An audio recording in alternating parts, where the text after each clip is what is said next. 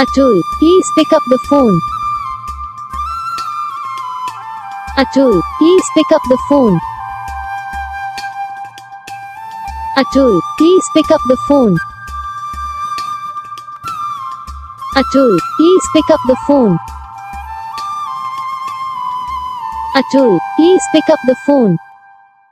Like करना, channel को subscribe करना, कमेंट करके बताना आपको ये वीडियो कैसा लगा, कौन सा पार्ट है जो आपको इस वीडियो में अच्छा लगा, या फिर कौन सा पार्ट है जो आपको इस वीडियो में अच्छा नहीं लगा। अगर आपको रिंगटोन पसंद आई है या फिर आप भी ऐसा कौन सा भी रिंगटोन बनवाना चाहते हो तो आप हम पे कमेंट कर सकते हो। हम आपके लिए रिंगटोन बना के चैनल पर अपलोड कर देंगे। आप वहाँ से इसे जल्दी डाउनलोड भी कर सकते हो। डाउनलोड करने के बाद चैनल को सब्सक्राइब कर लेना।